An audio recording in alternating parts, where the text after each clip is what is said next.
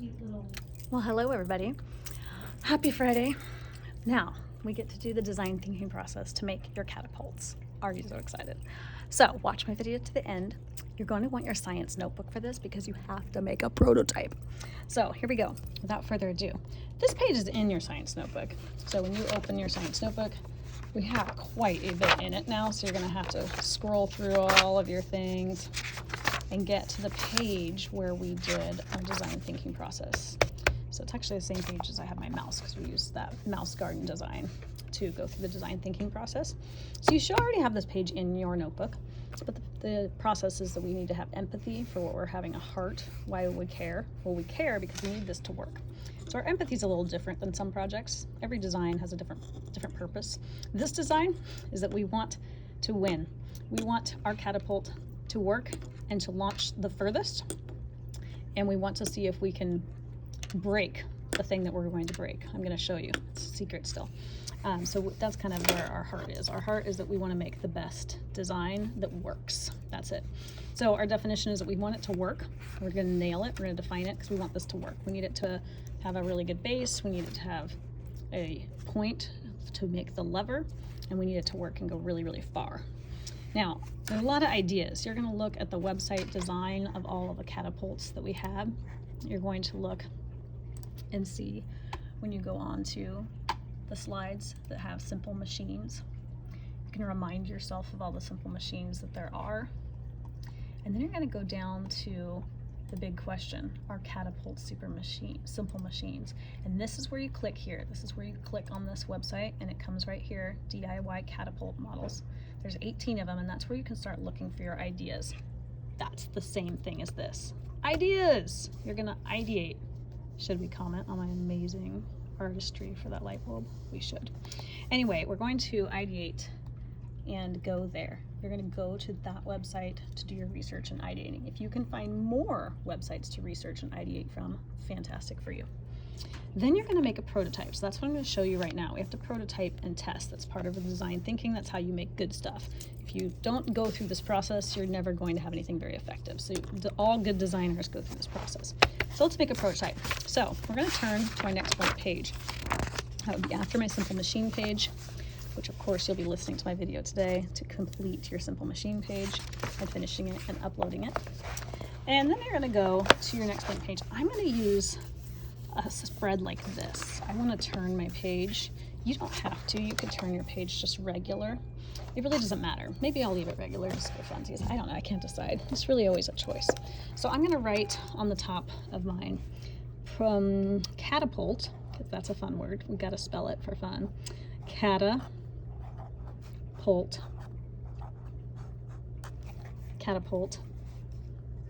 design. Prototype design.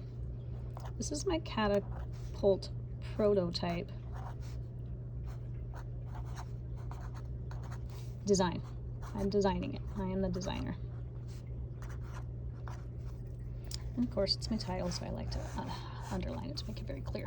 So I'm going to draw my catapult prototype design. This is where I do really like to use pencil, because in prototypes you're making changes and you're getting feed forward and you're thinking about what works and you're looking at your research trying to figure out will it work. So it's okay to change things. It's okay to erase when you're making a prototype. That's fine.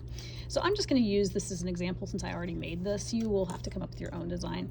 If I was to do this, I'd think, well, I have this idea to do Legos. So I need the Legos to have like probably something to hold it together.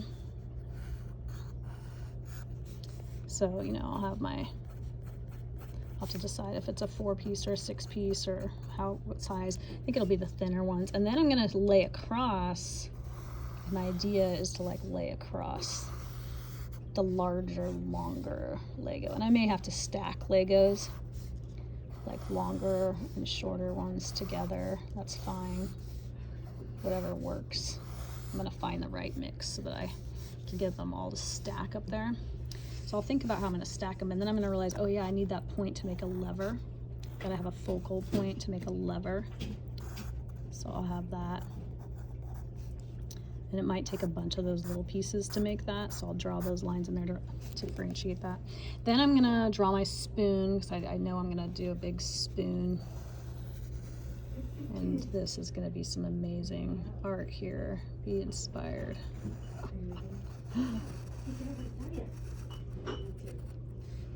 And then, oh, look at that spoon. Have you ever seen such a gorgeous spoon? No, no one has ever seen such a gorgeous spoon as this. Oh my gosh. Anyway, I might need my Legos to go up higher because I didn't quite reach the spoon. There we go. So see how you have to kind of just improvise. You have to, it's a lot of erasing and changing and drawing over and making notes. I also label, so I'm gonna have like base. I'm gonna label my prototype. This is gonna be like my base. I might even label like it's gonna be a 4x2 Lego. Then I'm gonna say like this is the strong. This is my strong base. That's and I'm gonna say piled up.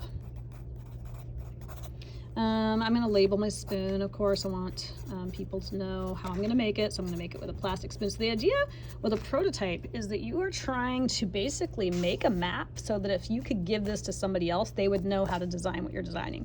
So I'm trying to make a prototype so that somebody else could go and make that.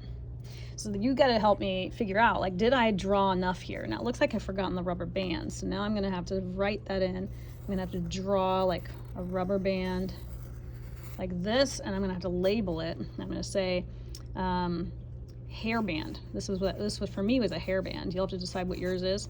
So and I might even say thick hairband. It's a thick hairband. So now I know, gosh, did I do everything? And yeah, I'm gonna say, you know, I'm gonna put an arrow like this. This is tight. I want this to be a tight fit right there. And this is gonna kind of boing up and down. Yeah, I'm gonna say boing. Boing. Right, so now I'm understanding, like, oh my gosh, I see what's happening. So now if you looked at my drawing, you would know, gosh, I think I could recreate this based on their prototype. So you can actually it's like giving somebody a blueprint, like a plan. That's part of design thinking. And so you could give somebody this plan and say, hey, go make it. This is how I made it. And so then you could, if you need to, you could do like steps, you know, step 1, you know, build, base, you know, step 2, build, focal lever point.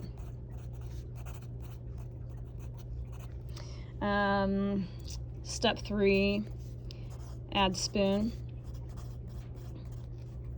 Step 4, tie rubber band or hairband.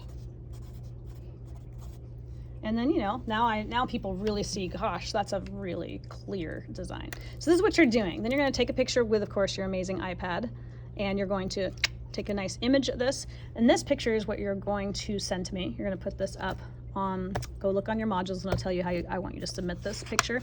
So we have your Catapult design. Next week, you're going to actually so once you make this design, you can start actually doing your seconds. Remember, there's 2 types of prototypes.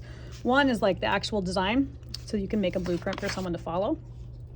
And the other is actually starting to build it. So you have to start to build it because you're going to actually make some changes. You might not make it exactly like this. So as you design it and you make the changes, come back, you can make more changes on this. Feel free. That's what this is for, because you really, by the time you finish and you test it to see if it worked, then you can come back here and say, okay, this is what worked, this is what didn't, try this. Like, you can make notes on here so that by the time you're all finished and you actually have something that works, you have a really nice design blueprint to give to somebody. So that's your goal. Send me a picture of this. Take your time on this. Once you start building, and yours may not be this, might be one of the other designs from there. I don't know what you're going to choose. You guys have such creative ideas. So whatever you choose, go ahead and you can start building and testing, but you don't need to send me pictures of this yet, because we're not that poor. I want you to spend your time building and testing before we do that, and we won't do it until after our love lunch and friendship hike.